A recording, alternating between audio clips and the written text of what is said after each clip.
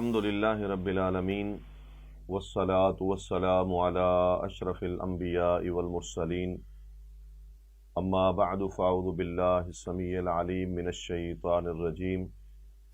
5ویں سپارے کی تفسیر اور اس کا مختصر خلاصہ آپ کے سامنے بیان ہوگا انشاءاللہ۔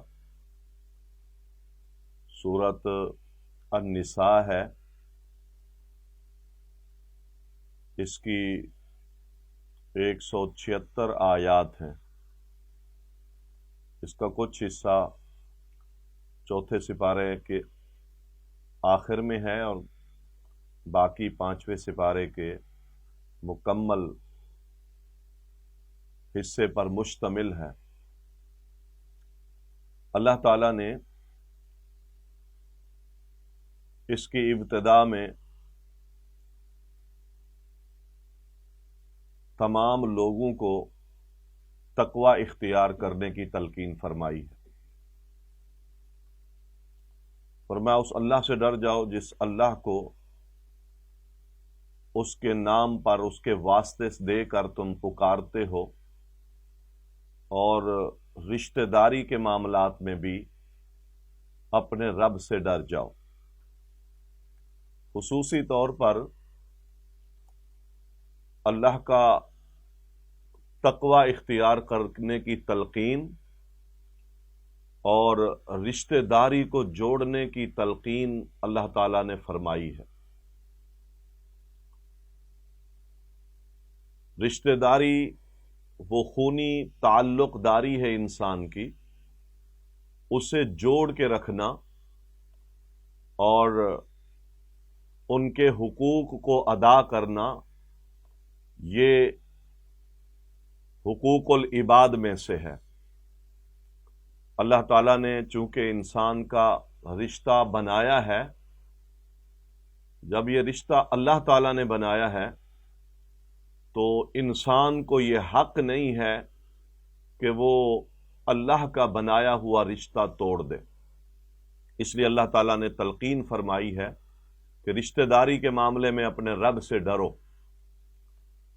تو چونکہ اس کا بنانے والا، اس کو تخلیق کرنے والا رب ہے، لہذا کسی انسان کا حق نہیں ہے کہ وہ کسی بھی بنیاد پر اپنا خونی رشتہ داری کا تعلق کسی سے ختم کر دے۔ اللہ تعالیٰ نے اس کو جوڑنے کا حکم دیا ہے، اور بعض آیات میں تو رشتہ داریوں کو توڑنے والوں پر اللہ تعالیٰ نے صریح لعنت کے الفاظ بھی بیان کیے ہیں۔ سورۃ محمد میں رشتہ داریوں کو توڑنا بہت بڑا گناہ ہے۔ رشتہ داری کو جوڑنا، رسول اللہ صلی اللہ علیہ وسلم فرماتے ہیں، جو شخص چاہتا ہے کہ اس کی زندگی دراز ہو اور اس کے رزق میں اضافہ ہو، تو اسے چاہیے کہ وہ رشتہ داریوں کو جوڑے۔ ہم رشتہ داری کے معاملات میں بعض دفعہ ایسی سستیوں کا اور غفلتوں کا شکار ہو جاتے ہیں، اور بعض دفعہ ہٹ دھرمی، ضد یا اپنے غریب غربا رشتہ داروں کے مقابلے میں تکبر کا شکار ہو جاتے ہیں، اور رشتہ داریوں کے حقوق کا لحاظ نہیں کرتے۔ یہ کبیرہ گناہ ہے، اس سے بچنا چاہیے۔ اور بعض دفعہ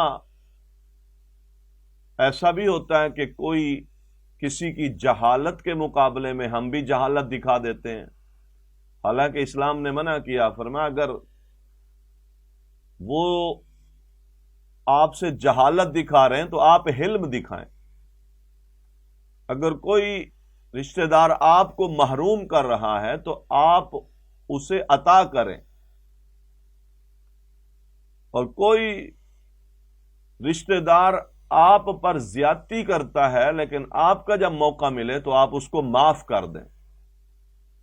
یہ باتیں اصل میں ہماری اب سننے سنانے تک معاشرے میں محدود ہو گئی ہیں، ورنہ ہم یہ عاجزی اور تضرع اور معاف کرنا اور درگزر کرنا اور حلم اور بردباری رشتہ داری کے معاملے میں معاشرے میں ختم ہو گئی ہے. تعلق داریاں ختم ہو رہی ہیں، اور یہ اس بات کی دلیل ہے.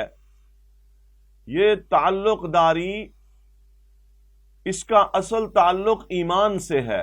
کسی کے ساتھ محبت، پیار، تعلق، اس کے ساتھ خیر خواہی، یہ ایمان میں سے ہے.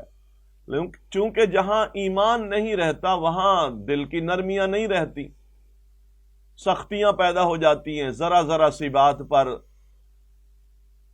سالہ سال تک ہماری تعلق داریاں، خون کے تعلق داریاں منقطع رہتی ہیں. تو محترم سامعین، اس معاملے میں ہمیں اپنے اللہ سے ڈرنا چاہیے. ہم اصول بنائے ہوئے ہیں کہ اگر تو شیر ہے تو میں سوا شیر ہوں، ہم ہیں انسان تمہارے جیسے، جو تم کرو گے وہ ہم کریں گے. تو یہ باتیں غلط ہیں کہ تم جفا کرو گے تو ہم بھی جفا کریں گے، اور تم اگر وفا کرو گے تو ہم بھی وفا کریں گے. یہ اصول اللہ کی شریعت نے ہمیں نہیں دیا. آپ چاہتے ہیں کہ اللہ کی طرف سے میرے ہر معاملے میں نصرت اور مدد ہوتی رہے، تو آپ اللہ کے لیے جھک جائیں اور رشتہ داری کو جوڑیں. اگرچہ آپ کا رشتہ دار کافر کیوں نہیں ہے، دنیاوی اعتبار سے اس کافر رشتہ دار کے ساتھ بھی حسن سلوک یہ رسول اللہ صلی اللہ علیہ وسلم کا اسوہ ہے. تو اللہ تعالیٰ نے رشتہ داریوں کو جوڑنے کا حکم دیا. اگلی آیات میں اللہ تعالیٰ نے یتیموں کے مال کھانے سے منع فرمایا ہے. یتیم ہر وہ بچہ جو بالغ نہیں ہے اور اس کا والد سرپرست جو ہے وہ فوت ہو جائے تو یہ یتیم ہے، اور اگر یہ بالغ ہے تو پھر یہ یتیم نہیں کہلاتا. ابو داؤد وغیرہ کی روایت ہے. تو زمانہ جاہلیت میں لوگ یتیموں کا مال ہڑپ کر جاتے تھے، اور خصوصاً جب یتیم بچیاں ہوتی تھیں تو اگر وہ حسین ہوتی تھیں، مالدار ہوتی تھیں، تو لوگ ان سے نکاح بھی کر لیتے تھے، اور عام عورتوں کی طرح ان یتیم بچیوں کو حقوق نہیں دیتے تھے. تو ان ساری چیزوں سے اللہ تعالیٰ نے منع فرمایا. ایک دوسرا یہ مسئلہ بیان کیا کہ یتیم جب بالغ ہو جائیں اور تمہارے پاس ان کی ذمہ داریاں تھیں، ان کا مال تھا، اور تم ان میں اب سمجھ بوجھ دیکھتے ہو کہ یہ سمجھدار ہو گئے ہیں، تو پھر ان کا مال ان کے حوالے کر دو. اسی طرح اگر کوئی بیوہ ہے یا کوئی ایسے لوگ ہیں جن کا مال آپ کے پاس ہے اور وہ ان کے اندر سمجھداری نہیں ہے، بے وقوفی ہے، کم عقلی ہے، لٹ آتے ہیں اور اپنا مال ذرا ذرا سے کسی مسئلے پر لٹوا دیتے ہیں، تو ایسے لوگوں کے مال کو بھی اسلام نے کہا تم اپنے پاس رکھو اور اس کی صحیح دیکھ بھال کرو. اسی طرح ایک مسئلہ یہ بھی بتایا کہ یتیم کا مال اگر آپ کے پاس ہے اور آپ فقیر ہیں، تنگ دست ہیں، تو اس یتیم کی پرورش کرنے کے نتیجے میں اپنی ضرورت کی چیز کھانے پینے کے معاملات میں اس یتیم کے مال سے لے سکتے ہو، تم پر گناہ نہیں ہے. لیکن اگر آپ کو اللہ تعالیٰ نے توفیق دے رکھی ہے کہ آپ کے پاس اپنا مال موجود ہے، تو پھر یتیم کے مال کو اپنی ضرورت کے لیے استعمال نہ کریں. ظلم اور زیادتی کے ساتھ یتیم کا مال کھانا تو قرآن کریم نے کہا ما یاکلون فی بطونہم الا النار، وہ تو پیٹ میں آگ بھر رہے ہیں۔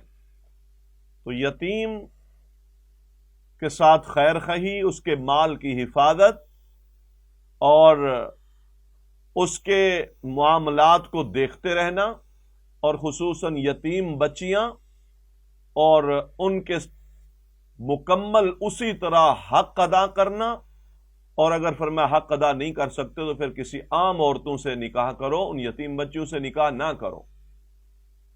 یہ ساری باتیں اللہ تعالیٰ نے بیان فرمائی۔ اس کے بعد اللہ تعالیٰ نے کچھ وراثت کے معاملات بیان کیے، اور یہ وراثت خالصتاً تقسیم ہے اللہ تعالیٰ کی۔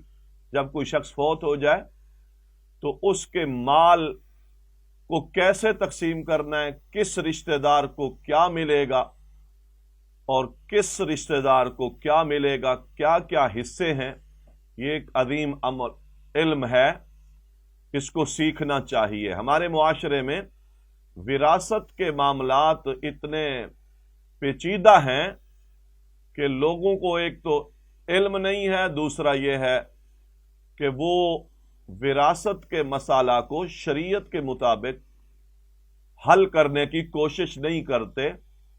جس کے پاس فوت شدہ کا جو مال آ جاتا ہے وہ کھانے کی کوشش کرتے ہیں۔ تو اللہ تعالیٰ نے اس کی بڑی تفصیل بیان فرمائی ہے۔ اس کا جو مرحلہ وار ایک طریقہ ہے وہ یہ ہے کہ جب کوئی شخص فوت ہو جائے تو سب سے پہلے اس کے مال سے تجہیز اور تکفین کی جائے، اس کے مال سے اس کا کفن دفن کیا جائے۔ نمبر 2، اسی کے مال سے اس کا قرض دیکھا جائے کہ اس کا قرض کتنا ہے، پھر دوسرے نمبر پر قرض اتارا جائے، اور تیسرے نمبر پر اگر اس نے وصیت کی ہے اپنے مال میں تو اس وصیت کو پورا کیا جائے۔ وصیت 1/3 سے زیادہ نہ کی ہو اس نے، وصیت ظلم والی نہ کی ہو، وصیت کسی کو محروم کر دینے والی نہ کی ہو، جس کو اللہ حق دیتا ہے اس کو محروم کرنے کی وصیت نہ کی ہو۔ گناہ اور زیادتی کی وصیت اگر کی ہے تو اس کو بدل دو، اور اللہ تعالیٰ نے اس کو جو مال دیا تھا اس میں سے 1/3 تیسرا، اور یہ بھی زیادہ ہے لیکن اسلام نے اس کو جائز رکھا ہے، تو فرمایا اس کی وصیت کو پورا کیا جائے، اور اس کے بعد اگلا مرحلہ یہ ہے کہ اس کے مال کو تقسیم کیا جائے۔ بیوی کا حق بھی اسلام نے بتایا، شوہر کا حصہ بھی بتایا، بیٹے اور بیٹیاں ہوں تو ان کا حصہ بھی بیان کیا۔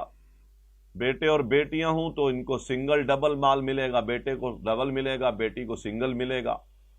اسی طرح بیوی کا ٹوٹل جائیداد میں سے اگر شوہر کی اولاد ہے تو 8واں حصہ ہے، اور شوہر کی اولاد نہیں ہے تو 4تھا حصہ ملے گا۔ اسی طرح بیوی کی جائیداد میں سے شوہر کو اگر بیوی کی اولاد موجود ہے تو شوہر کو 4تھا حصہ ملے گا، اور اولاد نہیں ہے تو آدھا حصہ ملے گا۔ اگر انسان کی بالکل کوئی اولاد نہیں ہے، صرف ایک بیٹی ہے، تو اس بیٹی کو پوری جائیداد میں سے آدھا حصہ ملے گا، آدھی جائیداد ملے گی۔ تو یہ اصول ہے جو اسلام نے ہمیں بتائے ہیں۔ اس میں سامعین محترم، وراثت میں ہمارے معاشرے میں بہت حق تلفیاں ہوتی ہیں۔ جس کے ہاتھ میں جو مال ہوتا ہے وہی قابض ہو جاتا ہے، بہنوں کو محروم کر دیا جاتا ہے، بیٹیوں کو بعض دفعہ محروم کر دیا جاتا ہے کہ ابا نے اس کو دے دیا تھا، ان کی شادیاں کرا دی تھیں، اور بیٹیوں کو اور بہنوں کو دیتے ہوئے بھائی اور باپ بعض دفعہ وہ سینہ تنگ کر لیتے ہیں ان کی حقوق اور ان کی وراثت کے معاملات میں کوتاہیاں کرتے ہیں۔ یہ بہت بڑا گناہ ہے۔ ہم نہیں جانتے اولاد میں سے آخرت میں ہمارے لیے نفع والی اولاد کون ہے، تو پھر ہم کیوں کسی کو محروم کریں اور کیوں کسی کو زیادہ دیں۔ بعض دفعہ مائیں چھوٹے بیٹے کو زیادہ دے دیتی ہیں، اور بڑوں کو اس لیے نہیں ملتا بعض دفعہ کہ جی ان کی بیویاں ہمارے ساتھ بدتمیزی کرتی ہیں۔ اسی طرح کچھ لوگ جائیداد کے معاملے میں آق نامہ لکھ کر دے جاتے ہیں کہ میرے بڑے بیٹے کو جائیداد میں سے کچھ نہیں ملے گا۔ اس طرح کی باتیں یہ کلیتاً شریعت میں حرام ہے۔ ان باتوں کا بہت زیادہ خیال رکھنا چاہیے۔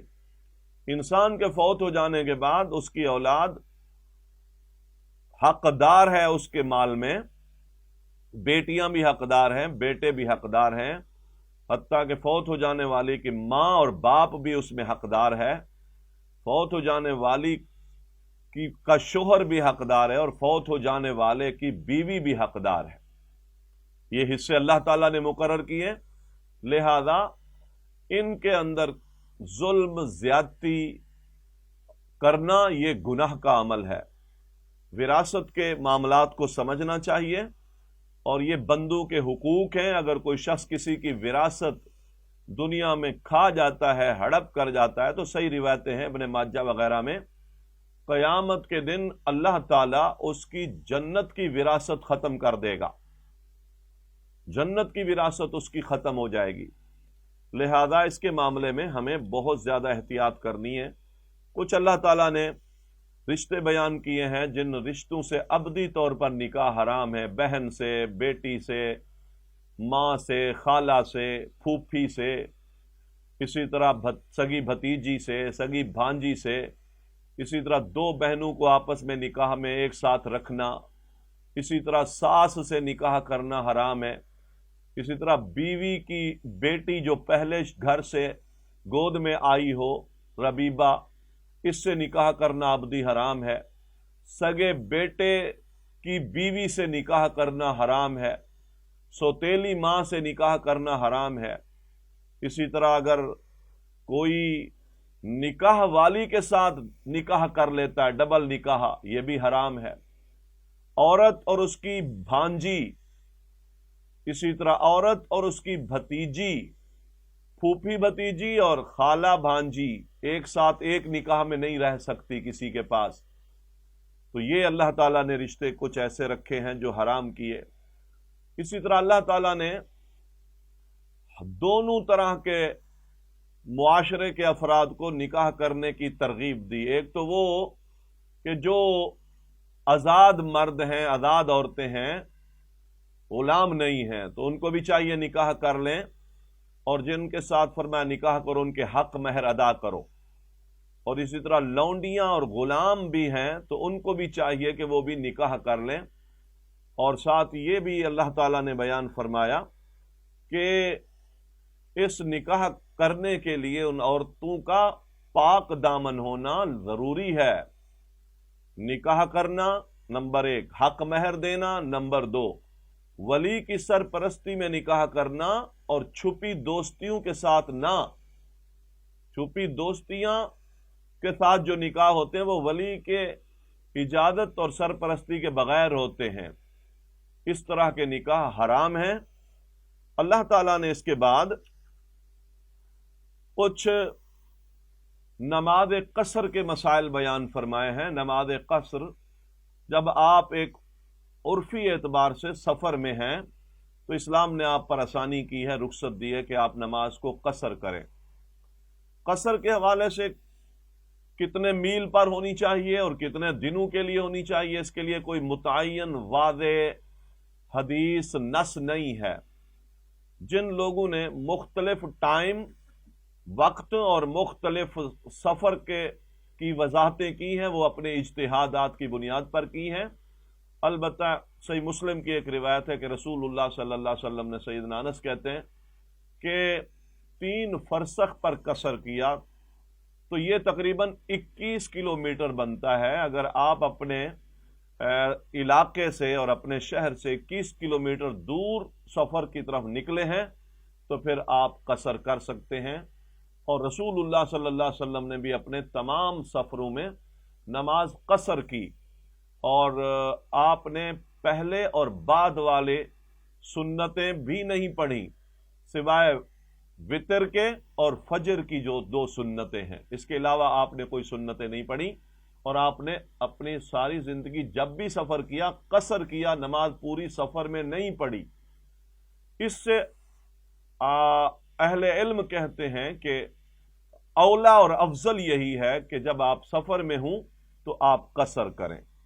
اللہ تعالیٰ نے اس کے مسائل کو بھی بیان کیا ہے۔ اس کے بعد اللہ تعالیٰ نے شیطان کی کچھ چالوں کے حوالے سے ہمیں خبر دی ہے کہ شیطان نے اپنے رب سے کہا ہے کہ میں تیرے بندوں کو گمراہ کروں گا اور انہیں اپنے رستے سے ہٹاؤں گا، اور کچھ حصہ میرا ہوگا، تیرے نہیں ہوں گے، وہ میرے ہوں گے، میرا کام کریں گے۔